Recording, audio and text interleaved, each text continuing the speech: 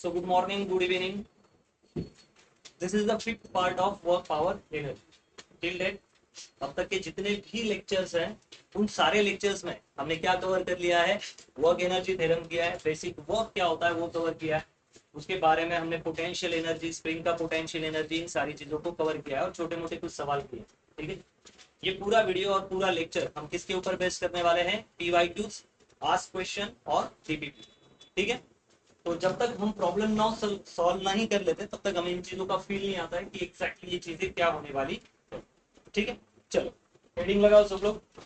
PYQ DPP जो आपको सही लगे उस हिसाब से हेडिंग लगा दो। फर्स्ट क्वेश्चन आ रहा है, a 50 kg mass has potential energy 4.9 k। Potential energy 50 kg का मास है तो ये ब्लॉक ले लिया, कितना मास इसका 50 kg, और इसके पास कितनी पोटेंशियल एनर्जी है? इसके पास पोटेंशियल एनर्जी है 4.9 kilo joule. Either you can write P और either you can write U। ठीक है, इतना पोटेंशियल एनर्जी इसके पास है। रिलेटिव टू ग्राउंड, ग्राउंड के रिस्पेक्ट से, मानो यहाँ ग्राउंड है और ग्राउंड के रिस्पेक्ट से कुछ हाइट पे वो होगा, पता नहीं कितना हाइट होगा, कुछ ना कुछ हाइट पे होगा, तो उसके पास कितना पोटेंशियल आया? यहाँ। चलो ग्राउंड पे क्यों नहीं होगा? ग्राउंड पे होगा तो पोटेंशियल एनर्जी हम क्या कंसीडर करें? जीरो। तो वो ग्राउंड से कुछ ना कुछ हाइट पे है, ताकि उसके पास कितनी पोटेंशियल एनर्जी आई है? 4 point. What is potential energy? और we can ask that potential energy is depends is not proper word, related to position। Potential energy किससे रिलेट करती है? पोजीशन। तो अगर वो ग्राउंड पे तो वो जीरो, ग्राउंड से थोड़ा ऊपर है तो क्या है? उसके पास एक हाइट है, और हाइट की वजह से क्या मिली उसको? Potential energy. अब ये डायरेक्टली न्यूमेरिकल है, तो लास्ट वाले वीडियो में हमने सब कुछ बना के रखा है कि कैसे कैसे हम इन चीजों को फाइंड करें। ठीक है, the height of mass above the ground, कुछ ना कुछ हाइट होगी, मैं नाम दे देता हूँ। क्या निकालते, कैसे निकालते हैं? Potential energy U is equal to mg। कितना पोटेंशियल एनर्जी? 4.9 के मतलब 10⁻³ मास कितना है उसका? 50 kg। 50 जी कितना है? 10 और हाइट कितनी? h। यही बात समझ। तो 10 को 4.9 मतलब लगभग 5 इंटू 10⁻³ ये हो गए 500। 500 को लिख सकते हैं 5 इंटू 10⁻² इंटू h। 50 और 10 कितने हो गए? 500, और ये हो गए 10⁻²। तो यहाँ से 5 मर गए, ये 10⁻² मरा, और यहाँ पे बचा केवल 1। तो हाइट कितनी होगी? 10⁻1 मतलब 10। तो हाइट कितनी मिलेगी हमें? तो एकदम सीईटी की भी लोअर लेवल का एक प्रॉब्लम हमें मिला, height is equal to 10 metre. तो ये ऑप्शन को सही कर दो। तो ये चिंदी सवाल था, इसमें टाइम गवाने की जरूरत हमें नहीं। ठीक है, 5th-6th स्टैंडर्ड के बच्चे करेंगे, लेकिन बस एक स्टार्टिंग कर दे, याद कर दे, ताकि कोई बंदा डायरेक्टली देखेगा तो कॉम्प्लेक्स ना फील हो उसको। डन, बढ़े आगे। नेक्स्ट सवाल, चिंदी सवाल आराम से कर। A body of mass m is moved from a point at a depth h from ground level to a top point at height h from the ground level, change in the potential energy is doing so। तो हम एक ground बना लेते हैं, simple. एक minute, call आ रहा है। ठीक है, a body of mass m move from a point at a depth h। एक जो पॉइंट है वो एक सरफेस से, कहीं हम सरफेस ले लेते हैं, और यहां से कितना नीचे चला गया ये पॉइंट? h हाइट नीचे चला गया। ये पॉइंट मास देखिए कितना हाइट नीचे चला गया? h। we can say that that point is moved from this surface to h depth।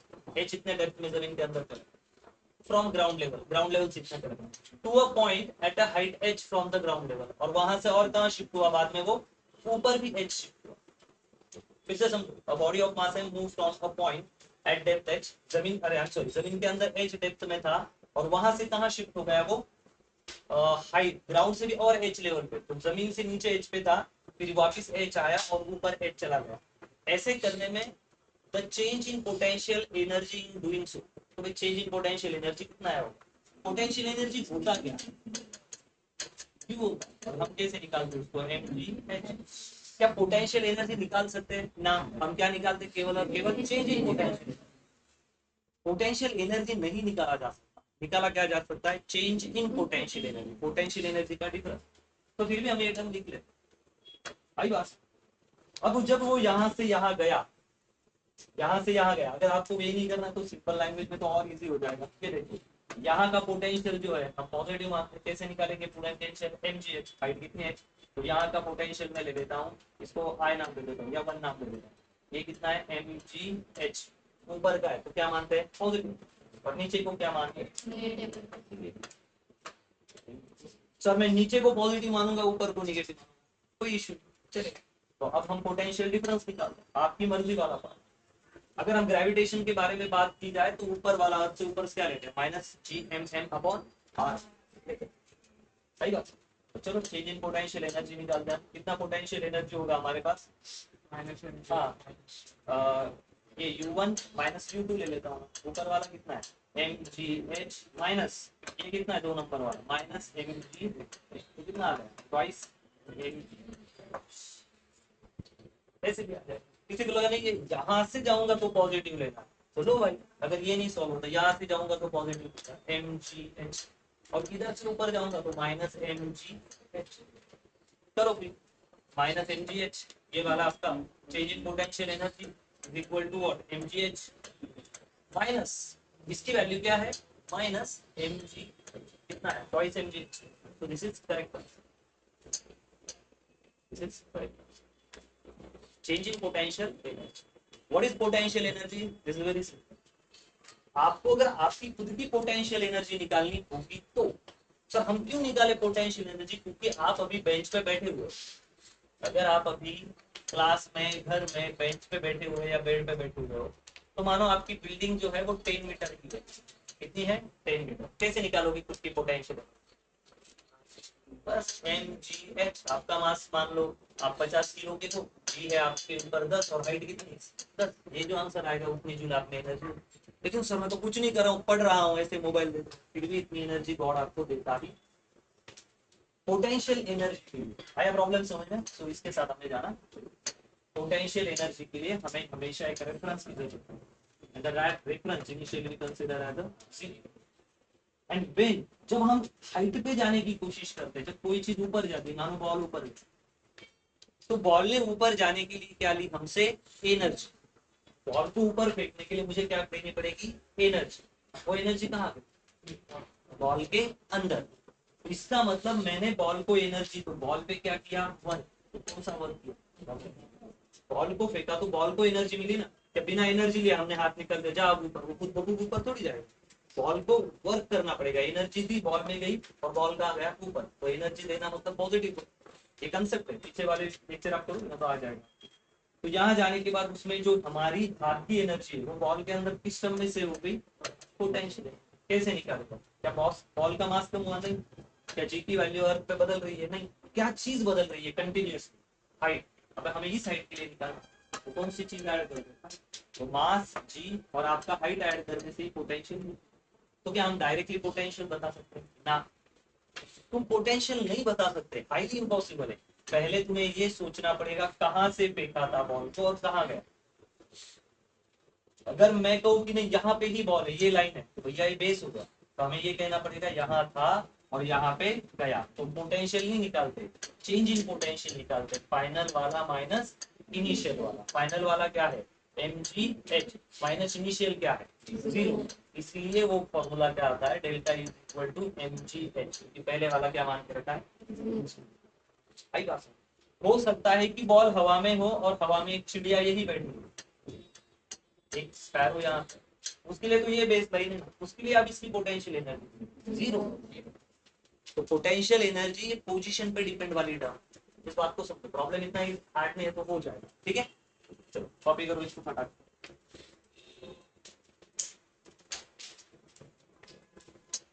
Next topic,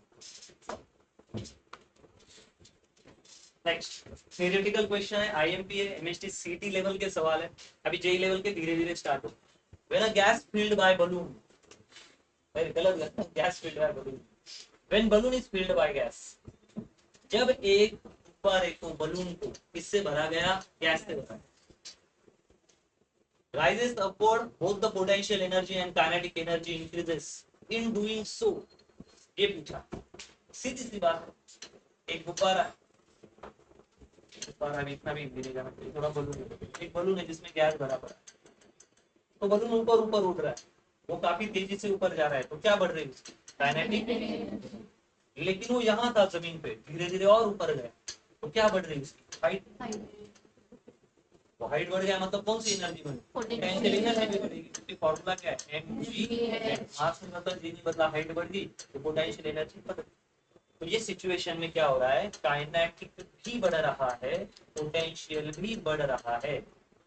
so what is total energy, kinetic plus potential, and everybody know energy neither be created nor be created. Total energy, ना energy बना सकते हैं ना उसको destroy कर सकते हैं, तो इसका मतलब क्या है, हमारी एनर्जी जितनी उतनी सेव, तो इसको हम बोलेंगे एनर्जी कंजर्वेशन, क्या बोलेंगे, energy conserve, energy conserve.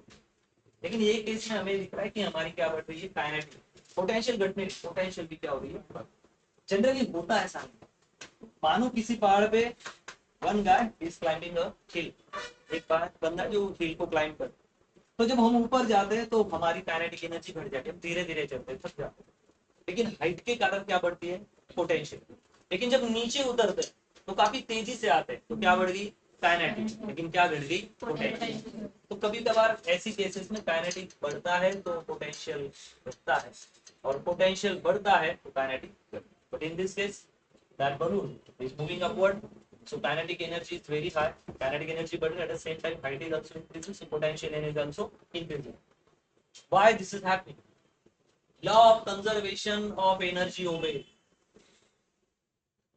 the law of conservation of energy violated, now energy को violate कर सकते, energy neither will nor कुछ, energy का law violate होगा ही नहीं, right समझ में, the law of conservation of mass obeyed, गलत, mass का बदल रहा है, मास तो है ही, हम मास के बारे में बात कर रहे हैं, law of conservation of mass violate, option A correct. यहाँ पे क्या कंजर्व होगी हमेशा, एनर्जी, एकदम सिंपल ऑप्शन है, पहले ही ऑप्शन के साथ जाना चाहिए, बाकी तो हमें एड़ा बना रहे, टपली मार रहे, अच्छा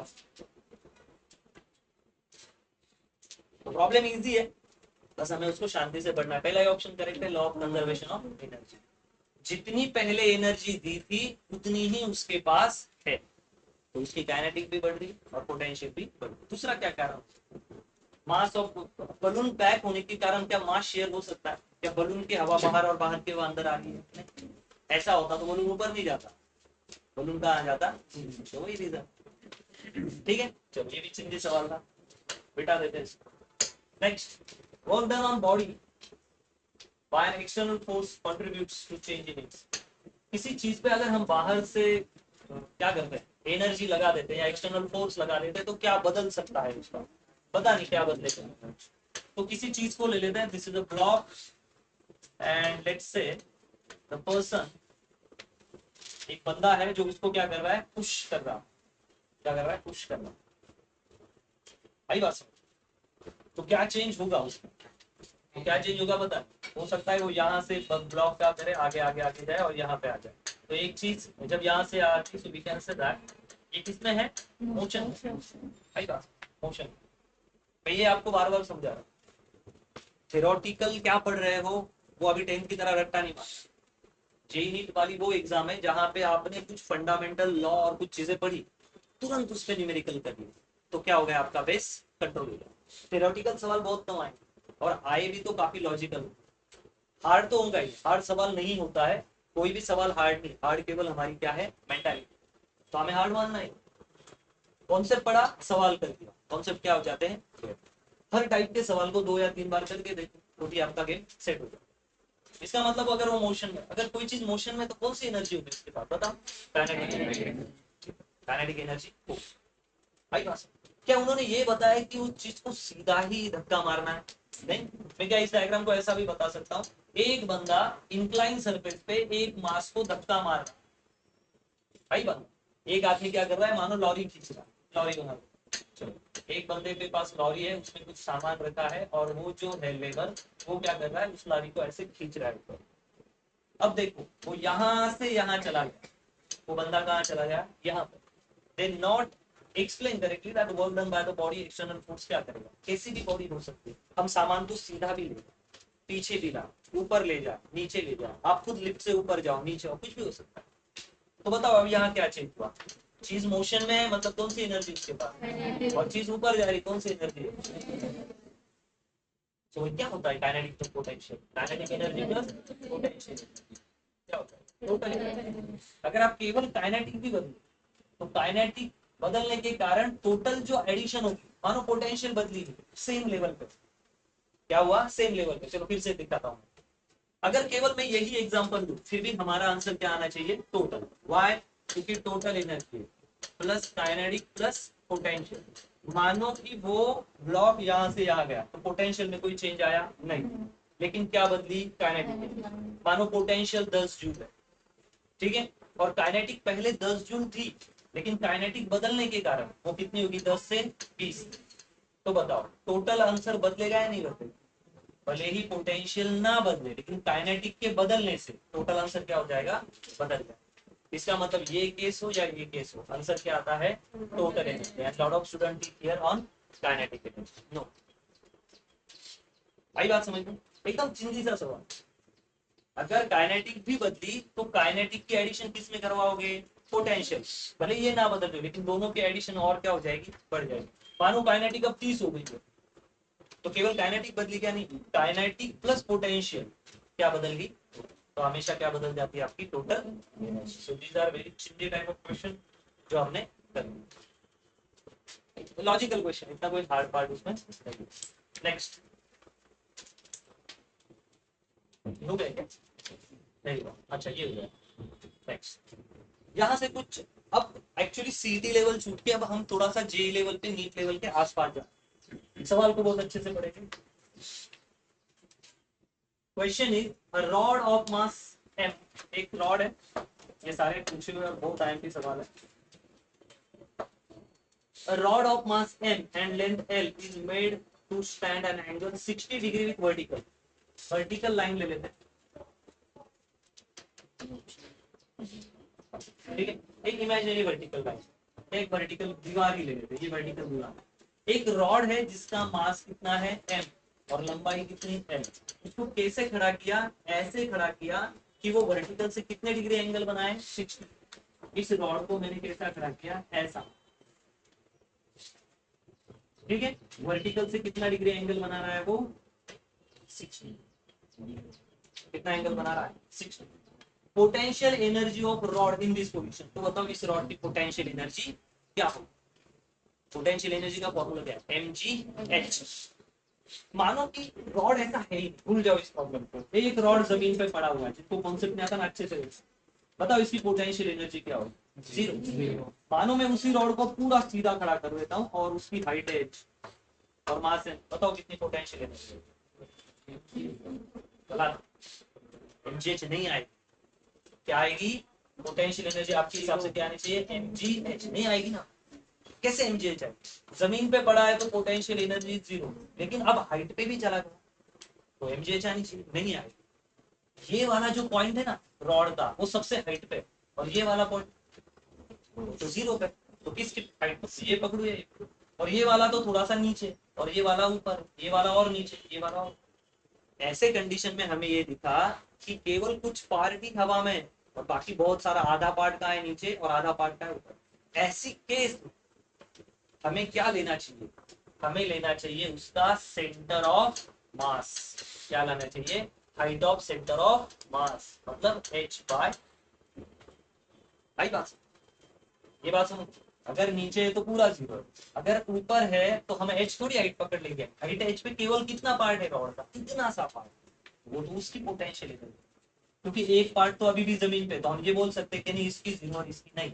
इसलिए अगर हमें हाइट नहीं मिल रही है तो हमें क्या करना है? उसका सेंटर ऑफ मास लेना। और इस centre of mass, a point where whole mass of body is supposed to be concentrated. A point where whole mass of body supposed to be concentrated. मेरी ब्लैक वाली स्केल है वहां पे, ब्लैक स्केल हो देखो वहां रखो प्लीज, लेके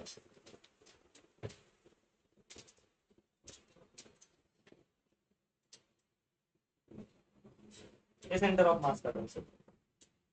अगर मैं यहाँ रख दूं ना ये गिर जाएगी, अगर यहाँ रख दूं तो भी ये गिर जाएगी, लेकिन अगर मैं यहाँ रखूं तो ये नहीं गिरेगी। इसका मतलब क्या? ये सेंटर ऑफ मास है। ठीक है, इसको बोलते हैं सेंटर ऑफ मास। सही बात सुनो। तो अगर मैं स्केल को ऐसे रख दूं, ये नीचे वाला पॉइंट क्या है, इसका पोटेंशियल तो 0 है, और इसका इतने से पार्ट का पोटेंशियल mgh है। अगर इसके हाइट में m मानता हूँ, h मानता हूँ, तो फिर किस हाइट को लिया जाए। तो अब हमें क्या करना है, उस चीज का क्या निकालना है, सेंटर ऑफ मास, और उतनी हाइट लेनी है। कितनी लेनी है, सेंटर ऑफ मास। आई बात समझ में? ठीक है, चलो इसको फिर से एक बार क्लियर कर लो। तो ये कितनी हाइट लेनी, h नहीं लेनी, कितनी लेनी, h/2, क्योंकि वहां उसका सारा मास कंसंट्रेट है। आई बात। चलो ये 60 डिग्री, कितनी लंबाई है उसकी, l, और ये सेंटर ऑफ मास वाला पॉइंट है, कितनी लंबाई है, l। ये क्या है, उसका सेंटर ऑफ मास। तो पूरे रॉड का मास कितना होगा, m। तो ये अगर l है तो ये कितनी आएगी, l/2, और ये कितनी आएगी, l/6। भाई बात। तो यहाँ वाला पॉइंट निकालना, ये वाला, अगर ये 60 तो ये भी कितना होगा, 60। तो इधर वाली जो साइड है, ये अगर 60 है तो ये भी साइड क्या आएगी, 60। तो अगर ये 60 है तो बताओ ये साइड क्या है, 60 cos थीटा। ये क्या आएगी, 60 cos थीटा। फॉर्मूला क्या लिखते हैं, हमें निकालना है potential energy, that is mgh। ठीक है, तो मास तो m है, वो तो क्लियर हो गया, g ग्रेविटी है। हाइट कितनी है आपकी, हाइट है आपकी इधर वाली इतनी लेंथ है, l/2, l/2। और ये कौन सा कंपोनेंट है यहाँ पे, cos, cos 60। कितना आएगा उधर वाला कंपोनेंट, cos 60। फिर से एक बात है, cos 60 कितना होगा, 1/2, तो l/2 और cos 60 होता है 1/2। तो टोटल कितनी हाइट होगी आपकी, ये वाली हाइट कितनी होगी, l/2। यहाँ पे डाल दिया हमने, u is equal to mgh, और हाइट कितनी है, l/2। तो ये आ गया आपका आंसर t, mgl/, ये वाला। एक बार चाप लो, फिर से बताता हूँ यही प्रॉब्लम से। चाप फटाक से चाप, पॉज कर देता हूँ। So again I am repeating the same problem. A rod of mass m and length is l. एक रॉड है और उसका मास m है, और उसको ऐसे खड़ा किया गया है कि वो वर्टिकल से कितना एंगल बना रहा है, वर्टिकल से उसका एंगल लगभग है 60 डिग्री। तो ये हो गया 60 डिग्री, कितना है, 60 डिग्री, वर्टिकल से 60, हॉरिजॉन्टल से नहीं, वर्टिकल से 60। ये क्या इमेजिनरी लाइन भी खींच लो, अगर ये 60 तो अपोजिट एंगल भी कितना हो गया, 60। याद रखना, जब रॉड जमीन पे होता है तो उसकी पोटेंशियल इस पॉइंट पे मैंने मान लिया 0, but when rod in vertical position we can't take its whole height from this point to this point because this point is at h height, but now but this last point, last नहीं बोलेंगे, bottom point, this bottom point is at the baseline। तो अगर bottom base line पे तो इतने area का, इतने point का जो वैल्यू है वो क्या हो गया, 0। इसका क्या हो गया, mgh। सो यहाँ पे कंफ्यूजन है कि मैं इस पॉइंट को लूं या इस पॉइंट को। उस समय याद रखना हमें क्या लेना चाहिए, हमेशा सेंटर ऑफ मास से हाइट लेनी चाहिए। किसे लेनी चाहिए, सेंटर ऑफ मास से। तो इसका सेंटर ऑफ मास कहाँ पे आएगा, अगर इस रॉड की लंबाई l होगी तो सेंटर से कितनी लंबाई होगी, l/2। तो मैं यहाँ पे इस पूरी लंबाई को दो हिस्सों में तोड़ देता हूँ, दिस इज सेंटर ऑफ मास। भाई बात समझ। So this is l/2 and this is again l/, ये लंबाई। और मुझे क्या चाहिए, सेंटर ऑफ मास कितना ऊपर गया, ये वाली हाइट चाहिए। लेकिन ये हाइट मेरे पास निकालने के लिए कुछ भी ऑप्शन, लेकिन मेरे पास एक एंगल, ये एंगल 60, मैं इसको जोड़ देता हूँ और एक स्क्वायर बनाता हूँ। ये अगर 60 है, ये अगर 60 है तो ये साइड क्या है, ये l/2 है, इस पॉइंट की वैल्यू l/2। तो ये अगर 60 तो ये क्या है, l/2 cos 60, क्योंकि एंगल जिस साइड में होता है वो साइड क्या होती है, हमेशा cos। यहाँ पे लिख देता हूँ l/2 cos 60 कितना होता है, 1/2। तो ये कितना हो गया, l/2। तो ये हाइट कितनी आ गई, l/2। तो चलो अब यहाँ का पोटेंशियल निकाल सकते हैं, potential equal to mgh, that is mg, और h कितना होगा, हाइट आपकी l/, this is the correct option. इसके साथ हमें जाना, ठीक है। चलो छापो इसको, ठीक है। तो एक बार हमने 2 बार 3 बार इसको रिवाइज किया। नेक्स्ट प्रॉब्लम पे जाते हैं। The 20 number problem is very very IMP, ठीक है, इसको सॉल्व हो गया। चलो 21 नंबर पे जाएंगे। A rod A B of mass 10 kg, एक रॉड है जिसका मास 10 kg, तो ये रॉड बना देते, और मास કેટલો છે ભાઈ 10 kg। मास कितना है 10 kg एंड लेंथ 4 मीटर। उसकी लेंथ कितनी है 4 मीटर। तो मस्त क्या है कि हम डायग्राम बनाएंगे ताकि हमें कुछ समझ। हॉरिजॉन्टली सरफेस पे रखा है floor and a fix has to rotate in vertical plane. तो एक एंड जो है मैं उसको नाम दे देता हूँ ए, दूसरे एंड को बी दे देता हूँ और उसको फिक्स कर देता हूँ। ठीक है, एक और वो वर्टिकल प्लेन में रोटेट कर सके, मोशन कर सके अबाउट अ परपेंडिकुलर एक्सिस। तो ये परपेंडिकुलर एक्सिस है ना, ऐसे फंसा है उसको ऐसे, तो ये परपेंडिकुलर है और इस एक्सिस में वो क्या कर सके मोशन, क्या कर सके मोशन। ठीक है, if work done on the rod is 100 joule. तो हमने क्या किया, रॉड को ऊपर से धकेला, नीचे से क्या किया मैंने उसको धकेला और रॉड क्या हो गया थोड़ा सा बेंड, रॉड क्या हो गया bend. This is A point, this is B point. और कितनी वर्क किया मैंने, कितनी शक्ति दी, पॉजिटिव है ना, वर्क कितना है 100 जूल। मतलब रॉड से एनर्जी ली या रॉड को एनर्जी दी, रॉड को एनर्जी दी। तो मैंने कितना वर्क किया रॉड पे 100 joule. The height to which the end B. तो बताओ ये बी जो है बी पॉइंट वो कितना ऊपर गया होगा, इसकी हाइट बोलो। ये सवाल, अगर मैं ये कहूं कि ये प्यारा सवाल है तो जब आपको आंसर आ जाएगा तब प्यारा है, अभी तो एकदम बेकार है, ये उलाला उलाला सवाल। ठीक है, अब मुझे बताओ क्या पूरा रॉड एच हाइट पे गया होगा ना, अभी भी एक पॉइंट क्या है यहाँ पे फिक्स। उसने इंग्लिश में बताया ना यहाँ फिक्स्ड, क्या बोला है फिक्स्ड, मतलब वो रुका हुआ है। इसका मतलब इसकी पोटेंशियल अभी भी 0 है और यही हाइट पे गया। तो एक्चुअली कौन हाइट पे गया, तो इसको मैं बोल सकता हूँ ये हाइट पे, यही केवल इतना एरिया हाइट पे, और इसके बाजू वाला थोड़ा कम हाइट पे, इसके बाजू वाला कम हाइट पे, ये कम और ये तो डायरेक्ट। तो कैसे हाइट पे। दूसरी बात, वेरी गुड, दूसरी बात, हमारे पास केवल और केवल किसके बारे में इंफॉर्मेशन है, वर्क डन के बारे में। कितना वर्क किया हमने 100। इसका मतलब पॉजिटिव है तो हमने उस रॉड को ऊपर धकेलने के लिए किया। क्या फॉर्मूला है, जब आपके पास वर्क हो या पोटेंशियल हो और आपको हाइट पूछी जाए, मास दे चुके हैं और 4 मीटर का रॉड है। आई बात समझ में। मैं इस डायग्राम को थोड़ा प्यारा बनाता हूँ क्योंकि आप सब प्यारे हैं, इसलिए प्यारा बनाना। तो एक रॉड है जिसको फिक्स कर दिया गया है यहाँ पे ए पॉइंट पे, this is A point, this is B point, और रॉड को हमने नीचे से वर्क दिया, थोड़ा सा एनर्जी दी, एनर्जी देने के बाद वो रॉड ऊपर चला गया, this is B point and he is asking कितने हाइट पे वो गया। लेकिन मुझे एक बात पता है कि इसकी लंबाई कितनी है 4।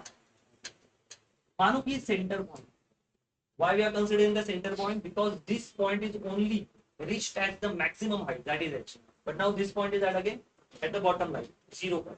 इसके लिए हमें ऐसे कंडीशन में क्या पकड़ना पड़ता है, सेंटर ऑफ मास। तो अगर मैं सेंटर ऑफ मास को पकड़ लूं तो यहाँ से यहाँ की लंबाई कितनी बन जाएगी 2 मीटर, कितनी बनेगी केवल 2। आई बात समझ में। तो मुझे ये वाली हाइट निकालनी, कौन सी वाली हाइट, केवल ये वाली। अब इसको निकालने के लिए हम क्या करें, 100 जूल वर्क डन हो गया, इस फॉर्मूले के साथ फायदा होगा। और क्या लेके रहोगे, vertical passing through A work done of rod is 100 joule, the height at which. तो क्या फॉर्मूला पोटेंशियल का, potential is equal to mgh। कितना पोटेंशियल लगाया 100 जूल, मास कितना है रॉड का 10 kg, तो मास भी कितना है 10, जी कितना होता है 10, और हाइट कितनी है हमारी, हाइट कितनी है 2 मीटर ना। ये अगर हमारी हाइट है तो सेंटर पे आते ही हमारी हाइट कितनी बन जाएगी h बाय, हाइट कितनी बन जाएगी आधी। अगर ये रॉड यहाँ है, ये h है, तो सेंटर में कितना होगा h बाय, कितना लिखते हैं हमने h बाय। भाई बस कोई बंदा ये h हाइट पकड़ लेगा और ये दोनों 0 कंसीडर करेगा और 1 आंसर आ जाएगा ना, 1 आंसर नहीं आएगा, 1 आंसर नहीं आएगा। अगर मैं यहाँ कहूँ ये हाइट h है तो हमें ये वाली हाइट लेनी चाहिए या सेंटर वाली, क्यों, क्योंकि अगर मैं कहूँ कि ये रॉड h हाइट पे गया है तो क्या स्टेटमेंट सही होगा, नहीं, h हाइट पे तो केवल इतना ही पॉइंट गया है और ये बाजू वाला पॉइंट h हाइट पे गया, नहीं वो थोड़ा कम है, ये कम है, ये कम है, ये तो 0। तो हमें ये हाइट नहीं पकड़नी, कौन सी हाइट लेनी है हमें, सेंटर से। तो अगर ये h है तो सेंटर पे कितनी होगी आधा h, कितनी होगी आधा h। ड्रॉप करके देखो ये 100 और ये 100, ये कितना हुआ, ये 100 is equal to 100 into h by 2। तो ये 2 इधर चला गया, ये कितने हो गए 200 is equal to 100 into h, ये मर गया, ये मर गया, हाइट कितनी आ गई 2 मीटर। और 90% बच्चे कहाँ टिक कर देंगे ये, और बल्ले बल्ले शाबा शाबा आ गए आंसर। कोई शाबा शाबा नहीं और कोई बल्ले बल्ले आंसर क्या है? क्योंकि वो एच हाइट पकड़ेंगे, ऐसे लंबू सवाल थोड़ी ना करेंगे, भले ये सीटी लेवल का ही है, लेकिन यही एक पॉइंट एच पे गया है, ये तो भाई मिड में, और ये तो क्या है जीरो, तो कौन सी हाइट पकड़ना उस समय? सेंटर ऑफ मास। तो अगर ये एच है तो ये कितनी आएगी? H by two. चलो चलो डन, मिटा दूं? चलो करो फटाक से, फास्ट लिखा करो थोड़ा। चलो नेक्स्ट सवाल। A body of mass 5 kg, चलो प्रॉब्लम तो देखो। A body of mass 5 kg is thrown vertically up with kinetic energy 490। एक बॉडी, तो मैं एक बॉल ले लेता हूँ और मैं ये कहता हूँ कि हाँ एक गेंद है, जमीन पे थी, तो जमीन पे उसकी पोटेंशियल थी जीरो, और फिर मैंने उसको उछाला और कहाँ भेज दिया? ऊपर।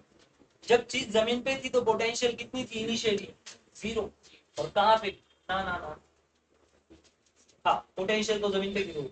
जब बॉल को ऊपर फेंका गया तो उसके पास कौन सी एनर्जी आई होगी? Kinetic energy. तो बॉल जब यहाँ गया तो उसके पास शुरुआत में कितनी काइनेटिक एनर्जी थी? 490। Are you understand? जमीन पे बॉल होता है तो उसके पास क्या होता है? पोटेंशियल जीरो, कोई शक्ति नहीं, क्योंकि पोटेंशियल के लिए क्या चाहिए? M G H. मास भी होता है, जी भी होती है, लेकिन हाइट कितनी होती है? जीरो। हाइट नहीं, तो इसलिए जीरो। जब मैंने बॉल को उछाला और ये सारी चीजें आपने की, बॉल को उछाला, तो उसके पास काइनेटिक एनर्जी कितनी आ गई? 490। The height at which the kinetic energy of body becomes, ऐसी हाइट बताओ, ऐसी क्या बताओ? हाइट जहां पे काइनेटिक एनर्जी कितनी हो जाए? आधी। आधी मतलब कितना आएगा? 245।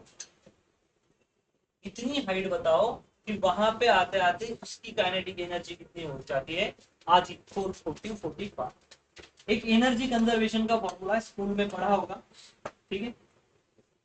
इनिशियल काइनेटिक एनर्जी, अच्छे से लिख देता हूँ, इनिशियल, क्योंकि लॉ ऑफ कंजर्वेशन आपको पता, मैं लिख देता हूँ, law of conservation of energy, law of conservation of energy, initial kinetic energy plus initial potential energy is equal to final kinetic energy plus final potential. ये वाला फॉर्मूला, ठीक है?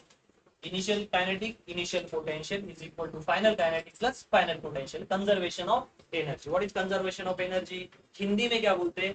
जितनी एनर्जी आपके पास पहले होती है वही एनर्जी आपके पास बाद में होती है। आई बात समझ? मानो कि पढ़ाई के बारे में बोलना है, जितनी पढ़ाई आप करोगे उतना ही रिजल्ट आपको मिलेगा। आई बात?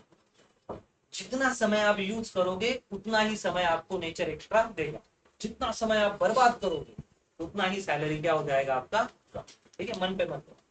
शुरुआत में काइनेटिक एनर्जी कितनी है? 490, लिख दो 490। लेकिन शुरुआत में पोटेंशियल एनर्जी जीरो। पोटेंशियल क्या है? जीरो। बाद में पोटेंशियल कितनी होगी? ये तो क्लियर है ना? जब बॉल जमीन पे रखा था पोटेंशियल कितनी थी? जीरो। जब हवा में ऊपर फेंका तो काइनेटिक कितनी आ गई? 490। बाद में क्या हुआ? उसने पूछा हमें कौन सी वाली काइनेटिक एनर्जी बताना? ऐसी काइनेटिक एनर्जी बताना, ऐसी काइनेटिक एनर्जी बताना जो पहले से कितनी हो जाए? आधी। कितनी हो जाए? आधी। मतलब मैं लिख दूं डायरेक्ट, क्या लिख दूं? 490/2, या लिख दूं 2, डायरेक्ट 245 लिख देता हूँ ना, अभी तक टाइम पास हो जाएगा। 245। तो बताओ उस समय, अच्छा हाइट निकालना, तो उस समय की पोटेंशियल एनर्जी नहीं, हमें निकालना है कि वो हाइट कितनी। अब हाइट के लिए हमें फाइनल पोटेंशियल निकालनी पड़ेगी। क्यों फाइनल पोटेंशियल को रखना पड़ेगा? क्योंकि कहीं ना कहीं तो वो आएगा ना, तब आधी काइनेटिक। जमीन पे तो हिट नहीं करेगा, क्योंकि जमीन पे बॉल हिट करेगा तो काइनेटिक कितनी होगी? जीरो। इसलिए हमें मानना पड़ेगा कि बॉल यहाँ है और यहाँ कितनी हो चुकी है उसकी काइनेटिक एनर्जी? हाफ। तो कुछ ना कुछ हाइट होगी, तो मैं फॉर्मूला लिख देता हूँ उसके लिए, एम जी एच। हाइट उसमें यहाँ 5 दिया है हमें, 5 फीट, और जी होता है 10। ठीक है, मैं आपको वैल्यू डाल देता हूँ, जीरो को लिखने की जरूरत नहीं। 490 is equal to 245 plus mass कितना है? 5, जी कितना होता है? 10, और हाइट होती है 10। चलो इसको सॉल्व करें, शांति से देखना एक बार, जब हो जाए ना फिर एक बार देखना तो आ जाएगा। ये 245 इधर भेज देते माइनस, तो 490 में से 200 245 गए, कितने बचे? 245। ठीक है ना, ये यहाँ से गए माइनस हो गए, इधर कितना बचा? 50 मल्टीप्लाइड बाय हाइट, तो height is equal to 245 divided by 50। ये सॉल्व करो, जो भी आंसर होगा इसमें से कुछ ना कुछ आ जाएगा।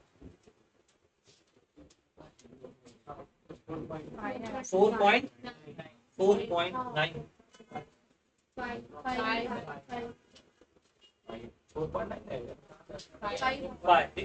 अच्छा मैं नीचे देख रहा हूँ ये वाला 5, मुझे लग रहा है 50 है तो आप 5 मीटर, ये इज करेक्ट ऑप्शन। आई बात समझ, ये सब बहुत जगह काम आने वाला है। Initial kinetics, initial potential is equal to final kinetic plus final potential. When your ball on ground, ball is on ground, its potential is zero, तो लिखने की जरूरत नहीं, zero. When you throw the ball vertically upward, what is the kinetic energy it goes 490, डाल दिया। Final नहीं आने दिया जमीन पे, उसने कहा रुक जाओ, उसको कहाँ नीचे लाऊंगा मैं, आधा नीचे लाऊंगा या कहीं ना कहीं, तो काइनेटिक एनर्जी कितना करूंगा 240 बार। तो बताओ उस समय पोटेंशियल कितना होगा, तो पोटेंशियल का फॉर्मूला डाल दिया, मास डाल दिया, जी डाल दिया, सॉल्व किया तो क्या आ गया जी 4.9, मतलब अप्रॉक्स कितना 5 हो गया ये टाइप का। So this is really IMP problem, question पूछा गया है, आपको इसको करना चाहिए। ठीक है, एक बार देख लो या स्क्रीनशॉट लो। डन, जाए आगे। दिस इज रियली आईएमपी सवाल, बहुत ज्यादा अच्छा सवाल था ये, इसको हम बनाएंगे वेरी वेरी आईएमपी ऐसे सवाल। Now change the question, now change the question. अब इसको आपको आगे तुरंत नहीं देखना है, अब क्या करो इसी क्वेश्चन को चेंज कर दो। A ball on a ground, it is vertically upward, उसको थ्रो कर दिया, throw vertically upward, and its kinetic energy is 500 joule. Find the height when its initial kinetic energy reduces by 1/4, find the height, निकाल सकते हो आप। इसी problem को दोबारा करो। तो जेई नीट का जो फंडामेंटल यही है कि प्रॉब्लम एक आपको सिखाया जाएगा, भले आप ऑनलाइन पढ़ रहे हो या ऑफलाइन पढ़ रहे हो, कोई भी प्रोफेसर या टीचर आपका मेंटर आपको क्या पढ़ाएगा, एक problem, but you have to change the problem. अगर आप चेंज करोगे तो मजा आएगा। आई बात समझ, आप हाइट ढूंढ सकते हो। अगर आपको मैं हाइट दे दूं कि फिर बताओ कि 3 मीटर आने के बाद वो कितना हाइट पे था, हाइट तो हमने ढूंढी, ये बताओ कि उसकी हाइट में दे दूं आपको, को 10 मीटर बॉल ऊपर गया, तो मैं कहूं कि जब बॉल 7 मीटर नीचे आ जाएगा तो बताओ उसके पास तब काइनेटिक एनर्जी कितनी। इसी प्रॉब्लम से सॉल्व, तो आपको उसको बदलना चाहिए, प्रॉब्लम को क्या करना चाहिए, चेंज। भाई बात समझ में, एक बार देखना फिर धीरे से समझ में आएगा। और हम प्रॉब्लम करते हैं, बहुत सारे प्रॉब्लम है, तो इस टीपीपी में हमें ज्यादा से ज्यादा रहना। This is really IMP again, this is very classical problem IMP, इसको भी करेंगे। ठीक है, चलो स्टार्ट कर दो। नेक्स्ट वाला problem, a ball drop from a height 2 metre, एक बॉल को गिराया गया कितनी हाइट से, 2 मीटर। सबसे पहले क्या करेंगे, टेबल बनाएंगे, और टेबल की हाइट कितनी से 2 मीटर, टेबल की हाइट कितनी बना दो 2 मीटर। दिख रहा है प्रॉपरली, ओके, वीडियो में देखो। 2 मीटर हाइट से मैंने एक बॉल को गिरा दिया, ये बॉल गिरा,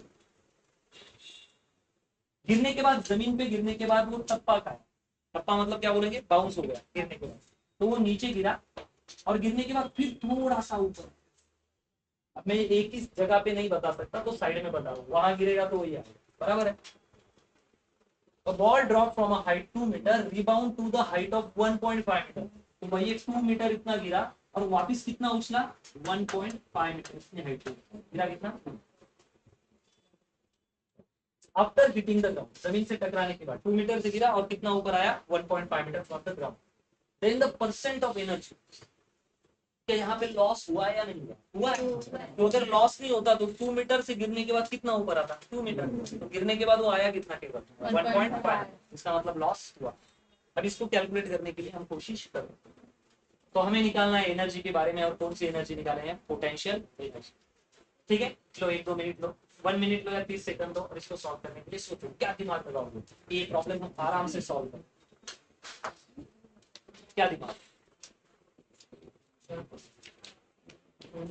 2 मीटर का हाफ बन रहेगा, और लेकिन फिर 0.5 का तो 50 का करो, सॉल्व करो, चलो हो गया, करेक्ट। चलो ध्यान दो, इधर चल रहा है वीडियो, ओके, हाँ जा रहा। अब बॉल मानो यहाँ है, बॉल कहाँ है, यहाँ, बताओ पोटेंशियल एनर्जी क्या है उसकी, U इज इक्वल टू कितनी पोटेंशियल है mgh, कितना मास है भाई, मास दिया है कुछ भी नहीं, तो मास मान लो mga, और हाइट कितनी है 2, कितना आ गया ट्वाइस mg, यहाँ की पोटेंशियल एनर्जी कितनी ट्वाइस mg, ओके। ये इनिशियल शुरुआत में कितनी पोटेंशियल आई ट्वाइस mg। यहाँ की पोटेंशियल निकालो कितनी है, पोटेंशियल फाइनल, क्योंकि बॉल यहाँ तक ही देखने वाले, बाद में हम एक्सपेरिमेंट छोड़ देंगे। क्या फॉर्मूला होता है, mgh। कितना मास है इसका, मास नहीं दिया है, u final is equal to mg। Height कितना दिया है 1.5, मैं 1.5 को 3/2 लिख सकता हूँ, 3/2। ये क्या हो गई आपकी फाइनल, और वो क्या हो गया इनिशियल। अब डेल्टा पी क्या होता है, delta potential energy is equal to U final minus U initial. कितना है फाइनल 3/2 mg माइनस इनिशियल कितना है 2 mg। mg common, mg common, कितना बचा 3/2 माइनस 2, कितना हो गया माइनस, हाँ माइनस mg बाय 2 करके देखो। ये आ गई आपकी चेंज इन पोटेंशियल एनर्जी। मतलब पोटेंशियल एनर्जी का फर्क, जब बॉल यहां से यहां गिरा कितनी पोटेंशियल एनर्जी है mgh, तो mg as it is, height कितनी यहाँ से 2 लगा दी यहाँ पे। जब बॉल यहाँ आया, जमीन से ऊपर आया ना, तो क्या लेके आया पोटेंशियल। जब भी कोई चीज हाइट पे जाती है तो क्या बढ़ती है उसमें पोटेंशियल एनर्जी। जब मानो मम्मी ने गर्म पैन पे पानी ऐसे छिड़क दिया खाना बनाते समय, तो वो ही स्टीम क्या होती है ऊपर जाती है, ऊपर गई मतलब क्या बढ़ी पोटेंशियल। जब आप बैट से सीट करके 6 मारते हो तो बॉल क्या लेके जा रहा है पोटेंशियल। हाइट मिली तो क्या बढ़ जाती पोटेंशियल। अगर कोई आदमी मानो कॉलेज रोड पे बहुत मस्ती कर रहा, पैसे उड़ा रहा है, तो क्या है उसके पास पोटेंशियल। कोई गरीब देखा भिखारी ऐसे 2 पैसे मांग रहा और उड़ाने जा रहा है ना, होना भी तो चाहिए। तो इसकी हाइट इतनी है तो पोटेंशियल 2 mg, इसकी हाइट 1.5 है तो 1.5 को हमने लिख दिया 3/2, इसकी पोटेंशियल ये। तो पोटेंशियल एनर्जी का डिफरेंस कितना है, डिफरेंस, व्हाट इज डिफरेंस, ये वाली वैल्यू देखो, यहां से यहां तक, ये है ना दोनों का डिफरेंस। पहले बॉल यहां तक गया था, अब कहां आया केवल यहाँ। अगला जब बाउंस होगा तो बॉल कहां आ जाएगा और नीचे, अगले बाउंस पे नीचे, अगले बाउंस पे नीचे, अपनी सारी पोटेंशियल गवा देगा और बॉल रुक जाएगा। हो सकता है कि सवाल दिया पहले बाउंस में 1.2 गया, अगले बाउंस में 1 आया, तो बताओ लास्ट और इसमें कितनी एनर्जी आएगी, निकाल लो। आई बात ये हो गई। तो ये जो छोटा सा डेल्टा है, डेल्टा वो कितना आ गया हमारा माइनस mg बार। अब बताओ एनर्जी का कितना लॉस, लॉस हुआ भी या नहीं हुआ, हुआ ना। बॉल पहले यहां से यहां तक आया था और अगले बार कहां आया यहाँ, तो परसेंट निकालना, परसेंट निकालना तो आपको बचपन से अच्छा आता होगा। तो percent of loss of potential energy दिख रहा है इस पेज में था, percent of loss of potential energy कैसे निकालोगे परसेंट ऑफ लॉस। तो देखो पहले कितनी वैल्यू थी आपके पास, सॉरी आपके डिफरेंस कितना आया, डिफरेंस आया आपका mg/2, तो डिफरेंस लिख लो mg/2। और शुरुआत में कहा थे आप सबसे टॉप पे, तो कितना था ट्वाइस mg, माइनस साइन दे दो। आपका डिफरेंस कितना है mg/2, जितना तो आपको घाटा आ चुका है, और लेकिन पहले कितना था ट्वाइस mg। सो आपने कितना गवाया और कितना आपके पास था, तो ये 2 नीचे आ जाएगा, mg mg कट, ये 2 नीचे आ जाएगा, तो p क्या बनेगा, percent of p is equal to 1/4। अब आपको अगर कोई चीज परसेंट में चाहिए तो किससे मल्टीप्लाई करते हो, मल्टीप्लाइड बाय 100%। तो 1/4 मतलब कितना 0.25 मल्टीप्लाइड बाय 100%, मतलब कितना परसेंट हो गया 25%, 25%। Correct answer. आई बात समझ में, बस इतना सिंपल सा एग्जाम्पल।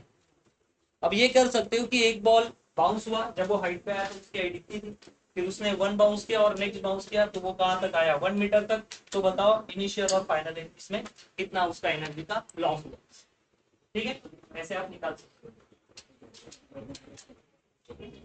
हरी बात समझ, ये है जेई नीट लेवल के प्रॉब्लम। थोड़ा सा आप जेई नीट के हम क्लोज आए हैं 100%, अब थोड़ा सा क्लोज आए। अगर ये सॉल्व कर दिया तो आपको फॉर्म पे, तो ये 22 और 23 नंबर का जो न्यूमेरिकल है काफी अच्छा है। जाए आगे, समझ रहा है, एक बार 2 बार फिर शांति से देखोगे तो आ जाए। ठीक है, चलो 1 2 3 निकालो इसको थोड़ा, डन, आगे बढ़ जाए। ठीक है, next problem. This is again really IMP problem, this is again really IMP problem. A spring stores 1 joule of energy to compress of 1 mm। एक स्प्रिंग को 1 जूल एनर्जी लगती है 1 mm आगे दबने के लिए, कॉम्प्रेस होने के लिए। The additional work done to be compressed is further 1 mm। तो बताओ उसको और 1 mm कॉम्प्रेस करने के लिए कितनी लगेगी। अब कोई बंदा है ना डायरेक्टली 2 जूल पे आंसर दे, 1 mm को दबाने के लिए 1 जूल, तो 2 mm दबाने के लिए 2 जूल। जबरदस्त टैलेंट होता है। इस हिडन टैलेंट को हम क्या करेंगे, ठीक है, ये हिडन टैलेंट नहीं। चलो take an example of spring. So let's say this is a spring, let's say this is a spring, right. इस स्प्रिंग को अगर मैं दबा दूं, इस स्प्रिंग को मैं दबा दूं, कितना दबाना है सर, केवल 1 mm। मुझे इस स्प्रिंग को 1 mm प्रेस करने के लिए, कितना प्रेस करने के लिए, 1 mm। कितना एनर्जी, कितना वर्क करना पड़ा। स्प्रिंग को अगर प्रेस करना है तो वर्क तो करना पड़ेगा, तो मुझे कितना वर्क करना पड़ा, कहा गया 1 जूल। तो मैं कितना वर्क हो गया मेरा, 1 जूल। ठीक है, अब ये कर दिया मैंने और कोई बात नहीं, और स्प्रिंग बेचारी दब दी गई, और स्प्रिंग का आ गई यहाँ, ठीक, दबा दिया मैंने, तो मुझे 1 जूल वर्क करना पड़ा और स्प्रिंग कितनी प्रेस हो गई, 1 mm। उसने कहा नहीं अब ऐसा मत कर, अब और उसको 1 mm दबा, ठीक है, और उसको क्या करते हैं हम, 1 mm और पीछे सरका देते। तो मैंने इसको और कॉम्प्रेस किया, तो बताओ मुझे कितना वर्क करना पड़ेगा। हाँ, तो ये पहले कितनी अंदर गई है, 1 mm। अब यहाँ थी ना उस स्प्रिंग, अब और यहाँ से कितने अंदर जा चुकी है, ये 1 mm और ये 1 mm, तो फिर कितना अंदर जा चुकी है, 2 mm। पहले 1 mm खिसकाई, फिर 1 mm से खिसकाई, तो लास्ट में अगर स्प्रिंग देखे जाओगी तो कितने mm खिसक चुकी है, 2। और पहली कंडीशन में 1। लेकिन हमें ये सोचना चाहिए, क्या स्प्रिंग के प्रॉब्लम में वही फॉर्मूले यूज होते हैं जो रेगुलर में होते हैं। हमने लास्ट वाले वीडियो में ये भी देखा है कि स्प्रिंग की पोटेंशियल एनर्जी अगर निकालनी होगी, स्प्रिंग की पोटेंशियल अगर एनर्जी निकालनी होगी तो कैसे निकालते हैं, potential energy of spring. What is potential, ये याद रखना हमेशा, वर्क और पोटेंशियल अलग नहीं होते, वर्क और पोटेंशियल अलग नहीं होते, याद रखना। Energy is always equal to work, energy is always equal to work. What kind of energy, either it will be potential और either it will be kinetic. Work और एनर्जी सेम। जब मैं इस गेंद को ऊपर फेंकूंगा तो मैंने क्या किया, मेरी एनर्जी उसके अंदर डाल दी, उसने किस फॉर्म में सेव की, पोटेंशियल, और वो कहाँ गई, ऊपर, तो उसने क्या किया वहां जाके, काइनेटिक। वर्क और एनर्जी क्या है। तो चलो स्प्रिंग के लिए हम वर्क ढूंढते हैं। स्प्रिंग का वर्क क्या है, या स्प्रिंग का पोटेंशियल क्या है, 1/2 kx। ये है स्प्रिंग का पोटेंशियल या वर्क निकालने का फॉर्मूला। अगले साल इसका डेरिवेशन पढ़ो बेटर।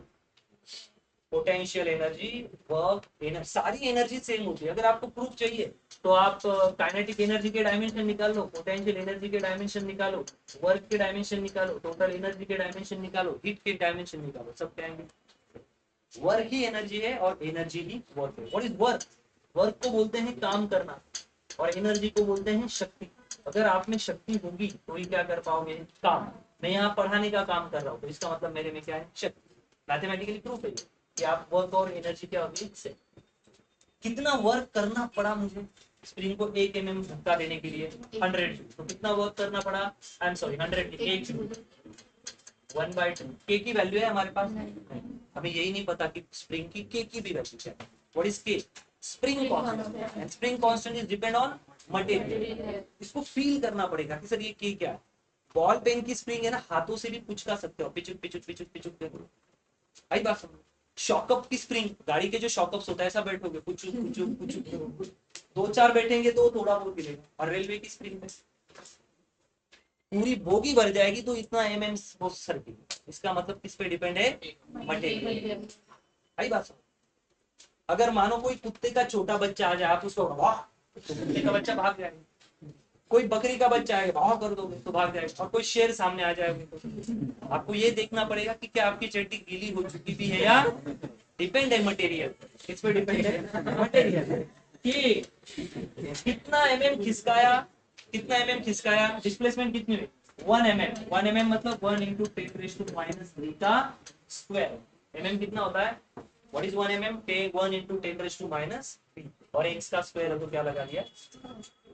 चलो फिर ये तो 1 है, कोई इशू ही नहीं उसमें, तो ये मैं 2 यहाँ भेज देता हूँ। सो 2 इज इक्वल टू, ये 2 इधर डिवाइड है ना, उधर आके मल्टीप्लाई, इधर कितना बन जाएगा इसका, 1 इंटू 10⁻⁶ इंटू के। ये डिवाइडेड बाय 2 है, यहाँ आ गया, मल्टीप्लाई हो गया 2, ये के एज इट इज। और 1 इंटू 10⁻³ का स्क्वायर कितना होगा, 1 का स्क्वायर 1 और -3 का स्क्वायर -6। ये यहाँ पे मल्टीप्लाई, उधर जाके डिवाइड, तो k का वैल्यू क्या बनेगा, 2 डिवाइडेड बाय 10⁻⁶। -6 ऊपर आया, क्या हो गया plus, k is equal to 2 into 10⁻⁻6 k का वैल्यू मिल गया। आहा, मजा आ गया। इसका वैल्यू मिला हमें k का, है ना, मजो आ भी गए और मजा आना। एक व्यक्ति है इस देश में जिन्होंने स्टेटमेंट दिया कि मैं सबको मजा दूं, बस हमें भी फिजिक्स में मजा ही आ रहा है, हम भी सबको मजा दें। तो k का वैल्यू मिल गया। कितना खिसकाया आपने? 1 mm। उसका वर्क दे दिया था, उसके वर्क की हेल्प लेके हमने किसकी वैल्यू ढूंढी? स्प्रिंग की। अब वो कह रहा है कि हम और 1 mm खिसकाए। कितना mm? 1 mm। तो टोटल कितना खिसकाए? 2 mm। सर ने अभी इतना ही ना भाई, पहले 1 mm गया और अब 1 mm आया, तो हमें मीन पोजीशन से देखना चाहिए। स्प्रिंग का डिस्प्लेसमेंट हमेशा कहाँ देखना चाहिए? मीन पोजीशन से। उसी को हमने लास्ट वाले वीडियो में क्या सीखा था? Equilibrium position. This is really empty. Always consider the potential of spring from which position? Equilibrium position. And what is the equilibrium position of spring? जब वो शांत रहे, ना आगे जा रही हो, ना स्ट्रेच होती हो, या ना कॉम्प्रेस होती हो, जब वो किसमें हो? कांस्टेंट कंडीशन में, उसी से हम पोटेंशियल लेते हैं। तो 1 mm के बाद 1 mm मत कैलकुलेट करना, पहले 1 mm गई और अब 1 गई, तो कितना mm गई? 2 mm। याद रखना, कितना mm है? 2 mm। चलो बताओ पोटेंशियल का formula. U is equal to या W is equal to 1/2 k x square. तो हमें एनर्जी तो ढूंढनी है, वर्क ढूंढना है। उसने क्या कहा कि हमें एडिशनल वर्क डन ढूंढ लो। तो वर्क डन ही क्या है भाई? Potential. So W is equal to 1/2 k की कितनी वैल्यू है? 2 इंटू 10⁻⁶ x। कितना डिस्प्लेसमेंट किया? इक्विलिब्रियम पोजीशन से 2 mm। कितना किया? 2 mm। पहले का एक और अब का एक। सो what is 2 mm boss? What is 2 mm? 2 into 10⁻⁻ का स्क्वायर। चलो 2 तो मर गया, ये मारने वाले मजा आता है क्योंकि कैलकुलेशन इजी हो जाता है। 10⁻6 2 का स्क्वायर क्या बनेगा? 4। और 10⁻3 का क्या बनेगा? 10⁻⁻6। ये मर गया, ये मर गया। Work is equal to 4 joule. हाँ आ गया, work is equal to 4 joule. This is really empty. बहुत बढ़िया सवाल। Now change the question. Spring stored 2 joule of energy when compressed 1 mm। स्प्रिंग क्या करती है? जब हम स्प्रिंग को दबाते हैं ना, तो स्प्रिंग वो एनर्जी ले लेती है और खुद की बॉडी में क्या करती है? सेव करती है। जब आप कभी भी स्प्रिंग को दबाओगे, जब मानो आप 2 व्हीलर पे बैठ गए और वो स्प्रिंग दब गई, जिसको हम शॉक अप्स बोलते हैं, शॉक एब्जॉर्बर्स, तो वो आपकी एनर्जी ले लेते हैं और किसमें सेव करते हैं? Potential energy. जब भी स्प्रिंग को दबाओगे तो उसको एनर्जी देना पड़ेगा और वो एनर्जी लेके स्टोर करेगी, गवाएगी, क्योंकि उसको पता है energy neither be created nor be destroyed. ये याद। This is really empty problem. Change the values, either you can take 2 mm, either you can take 1 mm, displace 1 mm, and next time you can take that at initial condition we compress the spring by 1 mm, and next time आप ले लेना what is the work done to compress again by 3 mm। तो total 3 और 1 कितना हो जाएगा? 4। तो 4 डाल के कैलकुलेट करो, फिर भी आंसर आ जाएगा। आई बात समझ में? चलो नेक्स्ट एग्जांपल देखो। This is really empty example. आ रही बात समझ में? चलो बेटा, चलो आगे का प्रॉब्लम। वाह, ये वाले थोड़े से सीईटी लेवल के सवाल है या उससे भी लोअर सवाल है। सवाल number 25। There are 3 path leading to the top of hill as shown in figure. मतलब हिल विल पे जा रहे हैं। अब हिल बोलते ही हमें फिजिक्स में मूड ही चला जाएगा, क्योंकि हिल पे कौन जाता? हिल पे जाता कौन? सर मैं नहीं जाता।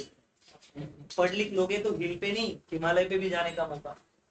सर मैं अकेला नहीं जाऊंगा। पढ़ लिख लोगे तो अकेले जाने की नौबत नहीं आएगी। आई बात? सर मैं लाइफ में दुकेला बनना चाहता हूँ, बस ये प्रॉब्लम तो पूरा नॉलेज आ जाए। There are 3 path. एक ये हिल का टॉप है, ये क्या है? हिल का टॉप। अब अगर यहां से गए ना तो 10 मीटर से जाओ। कितना डिस्टेंस है? 10 मीटर।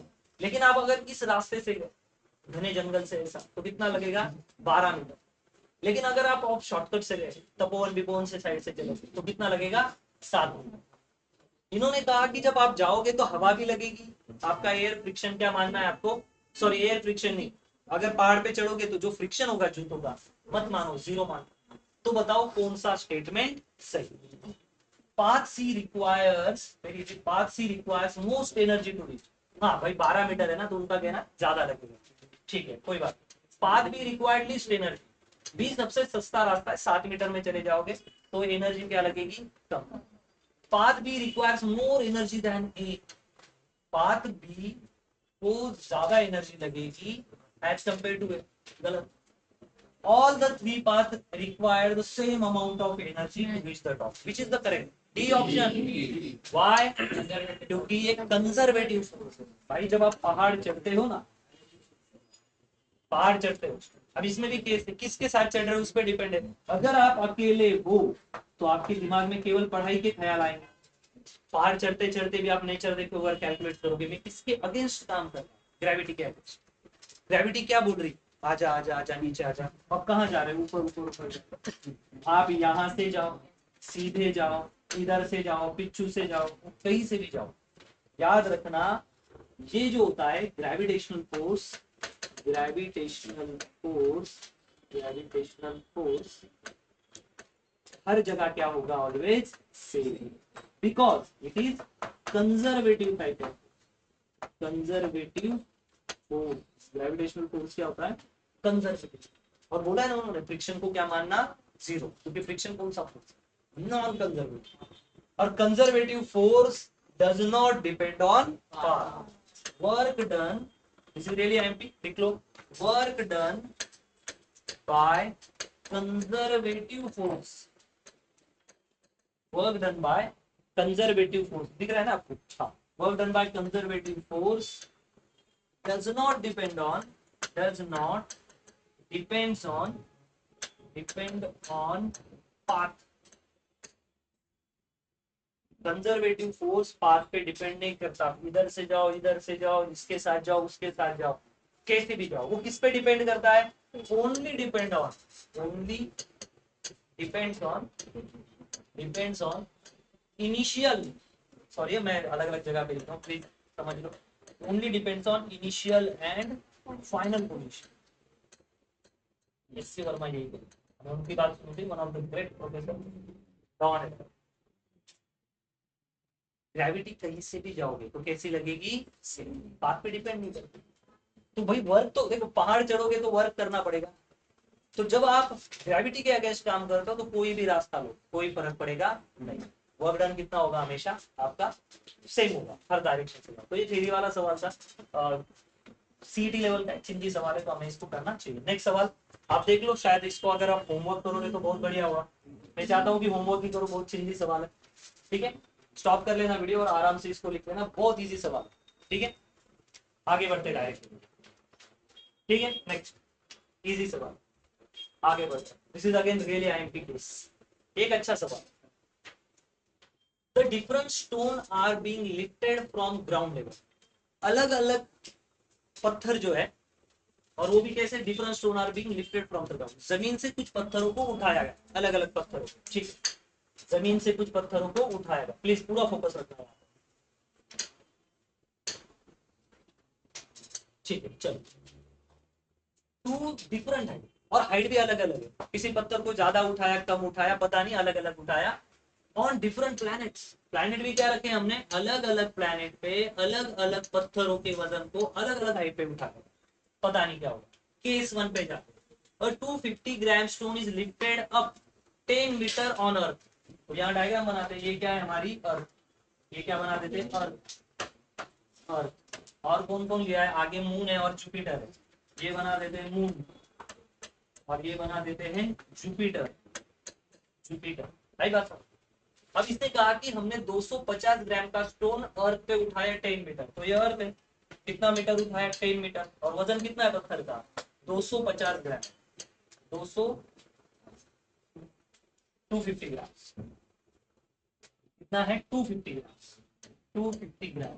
भाई 250 ग्राम मतलब कितना किलो, जब आपको कोई वैल्यू ग्राम में दे दी जाए तो किससे डिवाइड कर देना, 1000 से, तो कितना आ जाएगा, 1 2 3, मतलब 0.250 kg, कितना पत्थर, और कितना उठाया से हमने, 10 मीटर। आगे बढ़ते, और 6 kg stone is lifted up by 2 metre on moon, एक 6 किलो का पत्थर, कितना, 6 kg का पत्थर मून पे कितना ऊंचा उठा दिया इन्होंने, 2 मीटर। उसके बाद 1 kg stone is lifted by 1 metre on Jupiter, 1 kilo का पत्थर, यहाँ पे बता देता हूँ, 1 kg का पत्थर कितना ऊपर उठाया, 1।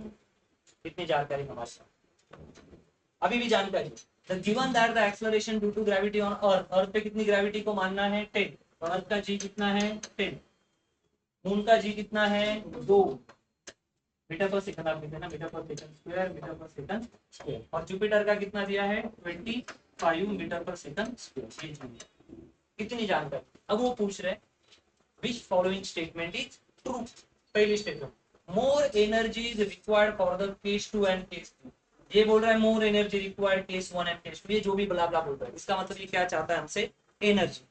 तो भाई हम क्या करते हैं, पहले एनर्जी निकाले, क्या एनर्जी होगी अर्थ की, अर्थ की एनर्जी बोलते हैं। चलो अर्थ की एनर्जी क्या होगी, अर्थ की एनर्जी कैसे निकालेंगे हम, पोटेंशियल एनर्जी क्या क्या आपके पास, जी है, हाइट है और मास है, अर्थ के लिए निकालते हैं, क्या दिख रहा है क्या बोलिए, पोटेंशियल एनर्जी, एनर्जी पूछा ना, क्या पूछा, पोटेंशियल एनर्जी mgh, मास कितना है उसका 0.250, जी कितना है 10, और हाइट कितनी उठाया उसका 10, तो कितना होगा 0.250 मल्टीप्लाई 100 कितना होगा 25, पहले का आंसर क्या आ गया 25, अगर वहां नहीं लिखा है तो ऊपर लिखता हूँ, देखो potential energy is equal to mgh, कितना है मास 0.250 मल्टीप्लाइड बाय जी कितना है अर्थ का 10, प्रॉब्लम में जो दिया है वही लेना, प्रॉब्लम में दिया है 10, और कितनी हाइट पे चले गए 10, सो 0.25 मल्टीप्लाइड बाय 100 कितना आएगा 0.25 मल्टीप्लाइड बाय 100, करना पड़ रहा है आपके लिए 1 2, कितना आंसर आया 25, कितनी एनर्जी इसके पास 20।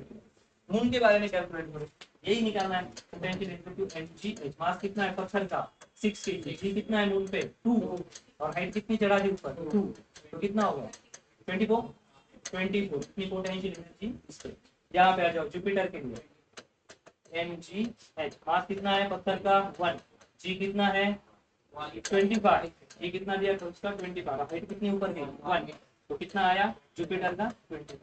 तो किसका किसका सेम है, जुपिटर का और अर्थ का 25 आ रहा, ठीक है। अब ऐसा ढूंढो 1 और केस 3 जहां सेम है वही आंसर करेक्ट होगा, के हाँ very good, case 1 and case 3 require the same amount of energy, तो डी ऑप्शन इज करेक्ट।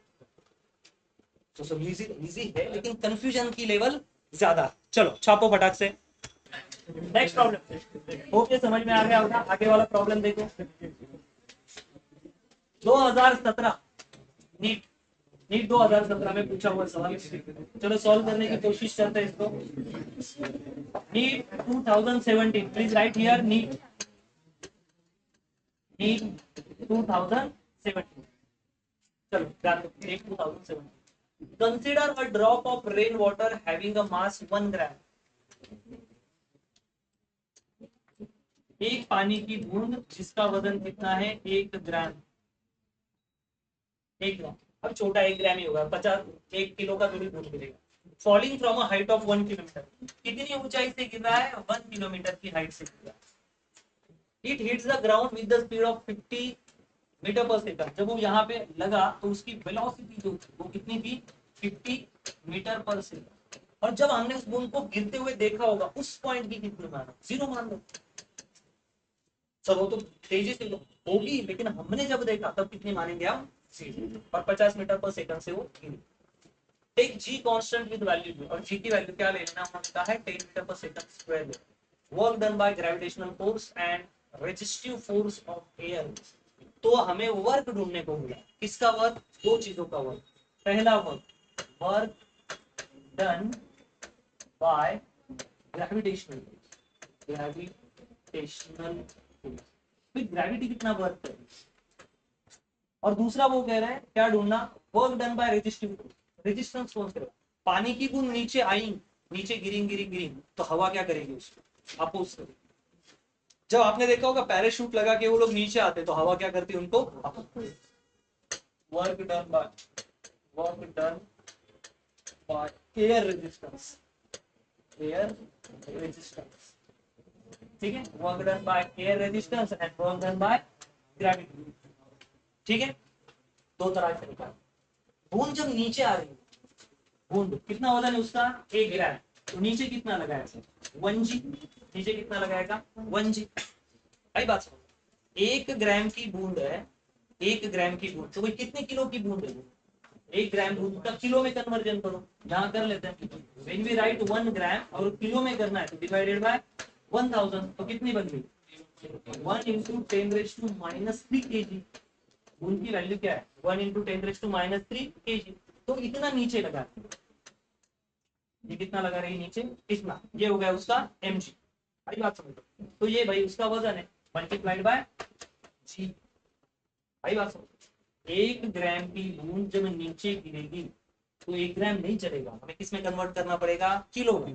तो 1 ग्राम मतलब कितना किलो, 1 इंटू 10⁻³ याद रखना, जिनको नहीं आता ग्राम को अगर किलो में करना है तो 1000 से डिवाइड कर दो, तो ये 1 तो ऊपर रहेगा 10⁻³ ना, ये ऊपर जाके क्या होगा 10⁻³ आगे ये बूंद की वैल्यू, तो कितना वजन है उसका नीचे 1 इंटू 10⁻, ये हो गया उसका मास, और मल्टीप्लाई बाय, नीचे जाते तो क्या लगता है मल्टीप्लाई बाय, हम नीचे कैसा लगाते कोई भी चीज को, mg, मास कितना है 1 इंटू 10⁻³ और मल्टीप्लाइड बाय, आई बात समझो कितना, और कितना डिस्टेंस ट्रैवल करेंगे 1 kilometre. What is work done by force, work done क्या होता है force into distance, force into distance, कितना फोर्स है यहाँ पे 1 इंटू 10⁻³ ये हो गया वजन, मल्टीप्लाइड बाय जी, जी का कितना वैल्यू लेने को बोला है 10, मल्टीप्लाइड बाय कितनी डिस्प्लेसमेंट हो रही है 1 किलोमीटर, 1 किलोमीटर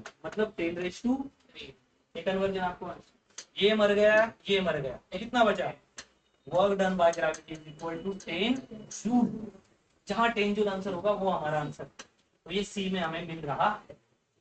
लेकिन उससे तो हमारा आंसर भले ही करेक्ट आ जाएगा, प्रॉब्लम सॉल्व हो गया, लेकिन ये भी चेक करना है, हो सकता है गलती से माइनस साइन, तो हम दूसरा भी आंसर क्या करेंगे कैलकुलेट करेंगे। इन चीजों को पहले समझने की कोशिश, ये आ गया आपका आंसर। नेक्स्ट हम बात करते हैं कि हवा ने कितना अपोज किया हो, हवा ने, हमें ये पता है कि वर्क डन बाय, क्या निकालने वाले हम रेजिस्टिव फोर्स का, सो कैसे निकाले, चेंज इन काइनेटिक एनर्जी हमारे पास बी है क्या, आ है, तो हम निकालेंगे वर्क डन, एक फॉर्मूला है हमारे पास दैट इज डेल्टा के, क्या फॉर्मूला याद है हमें, work done is equal to change in kinetic energy, work done क्या होता है चेंज इन काइनेटिक, कितना काम किया ये किस पे डिपेंड है, कितना काम किया है किस पे डिपेंड है, कितनी काइनेटिक एनर्जी बदली, ठीक है। काइनेटिक एनर्जी कैसे बदलेगी, मानो आपके पास एक ब्लॉक है, अभी आप तो नहीं बना सकते, क्या बना देता, एक ब्लॉक है और वो ब्लॉक वही दिख रहा है, और मैंने यहाँ से क्या किया वर्क किया, मैंने धक्का दिया, तो क्या दिखेगा आपको काइनेटिक एनर्जी बदलते हुए, तो इसका मतलब क्या है, जब किसी की काइनेटिक एनर्जी बदलती है तो इसका मतलब आप क्या करते हो उस पर वर्क। जब साइकिल रुकी है और आपने चलाना स्टार्ट किया, क्या किया आपने वर्क, तो वर्क कर रहा है तो साइकिल रुकी हुई दिखेगी या मोशन में दिखेगी, तो भाई कोई चीज मोशन में है इसका मतलब क्या कर रहे हो आप वर्क, तो मोशन में मतलब क्या, पहले जो काइनेटिक एनर्जी थी वो अब बदल चुकी है, सो क्या ना right W is equal to kinetic energy कैसे लिखेंगे 1 बाय, ऐसा नहीं लिखते, kinetic energy, kinetic energy final minus kinetic energy initial, kinetic energy final minus initial.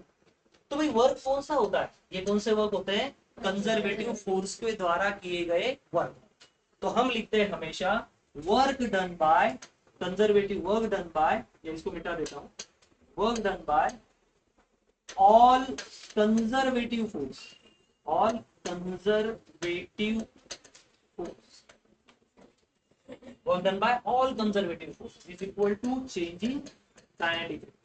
तो हमारे पास कौन से फोर्स है यहाँ पर, पहला फोर्स है हमारे पास ये WG वाला, प्लस और कौन सा निकालने हमें work done by air friction is equal to change in kinetic energy, kinetic energy इसके लिए लिख सकते हैं kinetic energy final minus kinetic energy initial, क्या है फाइनल का फॉर्मूला 1/2 mv 2 का स्क्वायर माइनस 1/2 mv फर्स्ट का स्क्वायर।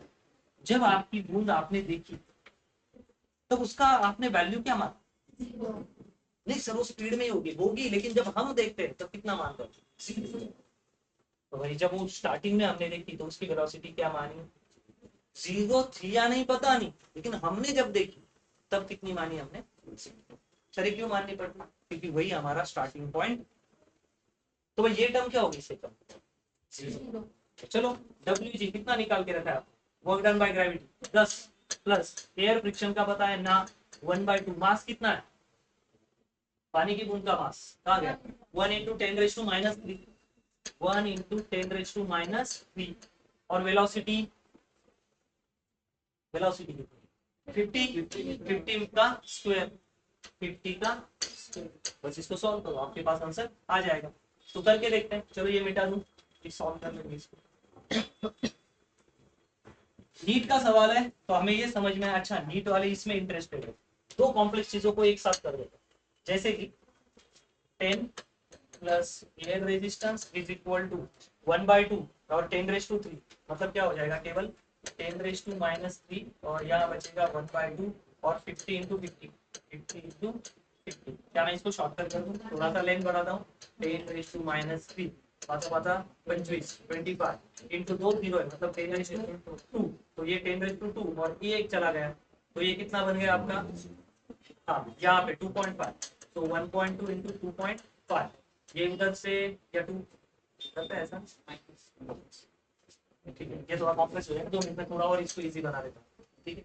हाँ तो ये आ गया आपका 10⁻⁻1, 10⁻⁻1 इधर चला गया, नहीं ऐसा भी नहीं करेंगे, यही करते हैं, ठीक है। तो ये आ गया 2.5, सो 2.5 डिवाइडेड बाय 2 और ये इधर प्लस है, उधर आके क्या हो जाएगा -10 is equal to work done by air resistance, ठीक है। तो ये 2 मतलब कितना हो गया, 20 20 माइनस 2.5 मतलब 17.5 डिवाइडेड बाय 2, 17 से भी आधा, 17 से आधा कितना होता है, 16 का आधा 8 होता है, 8, दिस इज बराबर 8.72, दिस इज योर करेक्ट, ठीक है। छापो, चलो छाप लो फटाफट। नेक्स्ट क्वेश्चन, ठीक है, आगे आइए, अब नेक्स्ट वाला सवाल, this is NEET second attempt 2016 का ये सवाल, ठीक है। चलो अटेम्प्ट करना है इसको, ओके फोकस करो यहाँ पे properly. A particle move from a point -2i5, एक पार्टिकल, क्या मान लेते हैं हम, एक पार्टिकल है, सिंपल पार्टिकल है, उसकी वैल्यू क्या है, वो कहाँ है कोऑर्डिनेट सिस्टम में, या चलो इतना लिखने की जरूरत नहीं, हम सिंपल बना देते हैं। A particle move from -2i + 5j, है ना, आप क्या क्या दे देना 2, इस लोकेशन से कहां तक पहुंच गया है वो 2, ब्रैकेट है 2 कहां तक गया है 4j + 3, कहां तक पहुंचा है 4j + 3, कितना फोर्स लगा है, ये क्या है भाई, these are the position vector, क्या है ये पोजीशन वेक्टर, मतलब वो 2i -2i और 5j में था, -2i और 5j में था, वहां से वो कहां चला गया है 4j + 3 पे। फोर्स कितना लगा, फोर्स, फोर्स की वैल्यू क्या है 4i + 3j। नीट का सवाल इसलिए पूरा डिटेल में करेंगे। Newton is applied, how much work has been done by the force, तो सिंपल सा फॉर्मूला लगा, सिंपल सा क्या लगाना है फॉर्मूला, क्या फॉर्मूला है हमारे पास, work done is equal to force into displacement, but हम ऐसे नहीं यूज करेंगे क्योंकि हमारे पास क्या है पोजीशन वेक्टर। सो ये भाई पोजीशन वेक्टर को कैसे लिखा जाएगा, सिंपल, पोजीशन वेक्टर को कैसे लिखा जाएगा अच्छे से, ये है r1, r1 क्या है हमारा -2i + 5j और r2 क्या है हमारा 4j + 3k। तो हमारा फॉर्मूला बनेगा वर्क इज इक्वल टू हमें लेना है r बार, ठीक है। ये रिजल्टेंट वेक्टर कौन सा है, रिजल्टेंट पोजीशन वेक्टर, ठीक है। चलो r बार के ऊपर जाते हैं, so this is r2 - r1, r2 minus करके देखो, गलत लिख दिया क्या ना, बराबर है। सो ये क्या बना हमारे पास, यहाँ पे अगर यहाँ पे i की वैल्यू नहीं तो क्या हम ये डाल सकते हैं कि 0i, देखो यहाँ 4j, क्या लिख देता हूँ +0i, बराबर है 0i 4j 3j, यहाँ पे 2i 5j और 0k लिख देते ताकि सब्सट्रैक्शन में हमें इजी जाए। चलो r2, 0i में से 2 चला गया, 0i - 2j, minus minus plus, minus minus plus 2i, सही बात, करके दिखाना नहीं पड़ेगा ना, अगर लग रहा है तो मैं करके भी दिखाता हूँ, देखो ये 0i माइनस 0i माइनस ऊपर वाली वैल्यू करना है -2i, करेक्ट, प्लस यहां से 5j 4j माइनस 5j, तो कितना होगा 4j माइनस 5j, ये एक वाला होगा। और उसके बाद 3k माइनस 0, मतलब कितना आएगा डायरेक्टली 3k। तो भाई सीधा r की वैल्यू क्या बन गई आपकी plus 2i minus j plus 3k, ये बन गया। थोड़ा लेंथी प्रोसेस बताया मैंने, लेकिन कंफ्यूजन नहीं होगा। डायरेक्टली आप इसको -2 नहीं लिख सकते, 0 माइनस -2, तो इसका मतलब कितना हो जाएगा प्लस। इस वैल्यू को समझ, अगर i नहीं है तो 0i लेते, अगर i नहीं है तो क्या लेते हैं 0i। सो 0i minus 2i, 0i minus -2i, तो क्या बन गया प्लस 4j माइनस 5j, मतलब क्या बना, क्योंकि ये इनिशियल वेक्टर ये फाइनल वेक्टर, तो 4 में से 5 गए माइनस 6, 3k माइनस 0 गए भाई पॉजिटिव 3k। तो ऊपर वाली वैल्यू को बहुत शांति से लिखना है ताकि गड़बड़ ना हो, बाकी तो कुछ कैलकुलेशन है। So work done is equal to force की वैल्यू क्या है, 4 से हमारा 3i 4i 3j, तो ये कितना होगा 4i प्लस 3j, और इस वेक्टर को क्या नाम है 2i minus j plus 3k, बस सिंपल सी बात।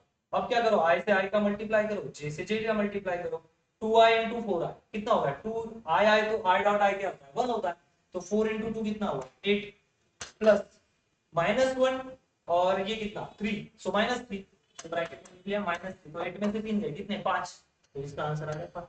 तो ये नीट 2016 में पूछा हुआ सवाल, एक चिंदी सवाल है, क्या है एक चिंदी सवाल। लेकिन गलती क्या करते हैं बहुत सारे बच्चे कि यहाँ आई नहीं ना तो डायरेक्ट -2 लिखते हैं ना, अगर आई नहीं है तो वो क्या है 0i, क्या है 0i, सो 0i minus -2, -2 sorry 0i minus -2, ये करना है, तो माइनस माइनस क्या बनेगा ये answer.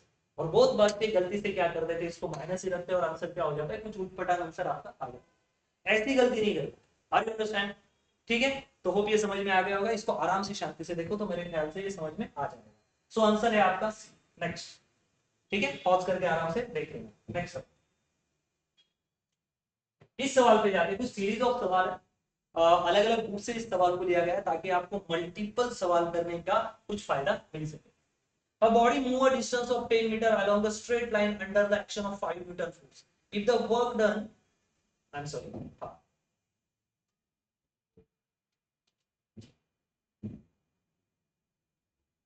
I'm sorry. A body moves a distance of 10 meter along a straight line under the action of 5 Newton force. If the work done is 25 Joule, the angle between the force and direction of motion of the body, मतलब एकदम चिंदी है, सीटी level का सवाल, इसको हम क्या करेंगे सीटी लेवल का सवाल। देखो आराम से, अब बॉडी 10 मीटर, ये बॉडी ले लेते हैं और बॉडी सॉरी ये बॉडी है और ये 10 मीटर इतना डिस्टेंस के लिए कितना मीटर डिस्टेंस ट्रैवल किया है 10 मीटर, बॉडी ने कितना डिस्टेंस ट्रैवल कर दिया 10 मीटर, और उसको कितना फोर्स लगाया हमने 5 मीटर, तो भाई फोर्स की वैल्यू 5 मीटर डिस्टेंस है, वेरी गुड, तो डिस्टेंस भी दिया और क्या पूछ रहा है और कितना वर्क हो गया, वर्क भी बता दिया 25, टाइम का सवाल लिख रहा है, तो राइट डाउन सिंपल है, ये देखो 5 मीटर फोर्स लगाया, एक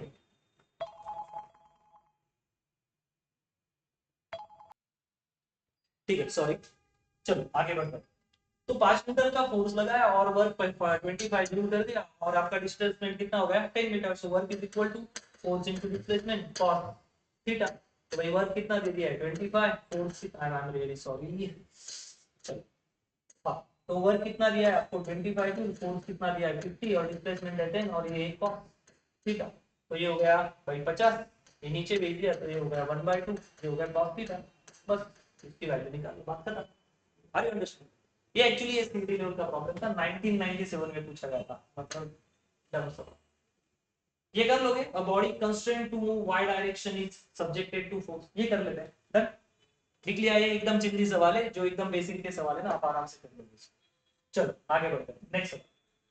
अ body constraint to move in Y direction, एक बॉडी को कंस्ट्रेंट किया गया है, रोका है कोई, बस तुम वाई डायरेक्शन में ही ये करोगे, मतलब कंस्टेंट टू वाई डायरेक्शन मतलब क्या, उसको जब आप फोर्स लगाओगे तो केवल और केवल वो किस डायरेक्शन में जाएगी वाई, उसी डायरेक्शन में जाना है, रिस्ट्रिक्टेड किया है, बाकी किसी डायरेक्शन में मूव करेगी, लेकिन उस पर कुछ फोर्स लगा। A body is constant to move in Y direction is subject to the force given by F, इतना फोर्स लगा है उसको, तो लिख लेते हैं फोर्स की value, what is the value of force 4 पे -2i plus 15j plus 6k, कितना न्यूटन फोर्स लगा इसको? आई बात। Work done by this force in moving the body through a distance of 10 metre. तो भाई इसको कितना डिस्टेंस हमें घुमाना है, कितना डिस्टेंस जाना चाहिए? वो 10 मीटर। कितना डिस्प्लेसमेंट उसने दिया या मैं निकालने को कहा है अराउंड द वाई डायरेक्शन। तो चलो कैसे सॉल्व करेंगे इसको? वर्क डन निकालना है। क्या है फॉर्मूला वर्क डन का? Work done is equal to force into displacement. अब सेम वाई डायरेक्शन में जा लगा दो। फोर्स कितना है यहाँ?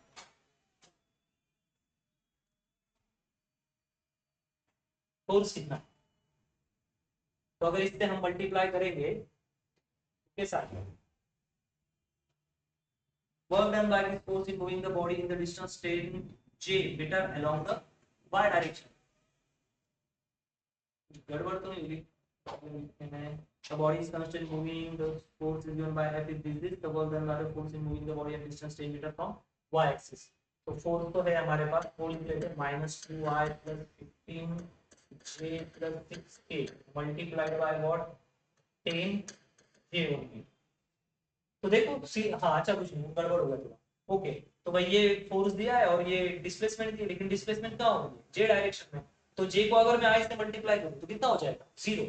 अगर मैं 10j को 6k से मल्टीप्लाई करूँ तो हो जाएगा 60, लेकिन जे डॉट की क्या? 0। तो केवल किसको मल्टीप्लाई करना है? 15 से 15 को। तो वह कितना आएगा? 15 इंटू 10। आप समझ रहे हो ना, जे का जैसे, के का के से और आई का आई से होगा। तो अगर 10j है तो वो आई और के से मल्टीप्लाई करेगा ही नहीं, तो ये किससे मल्टीप्लाई करेगा? जे वाला जे से। आई बात समझ? सो 15 इंटू 10 कितना होता है? 150। और जे डॉट जे कितना होता है? जे डॉट जे कितना होता है? 1। तो वह कितना आएगा? 152।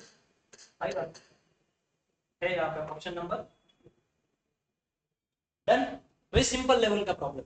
ठीक है, ये भी पूछा है इससे 1994 का भी पुराना problem. And the last one is when a body move with a constant speed along the circle. Problem को समझ लो। एक बॉडी कॉन्स्टेंटली सर्कल, एक बॉडी कांस्टेंट फोर्स से सर्कुलर पाथ घूम रही है, कुछ समझ में? तो body moves with a constant speed along the circle, तो क्या वर्क करेगी ना?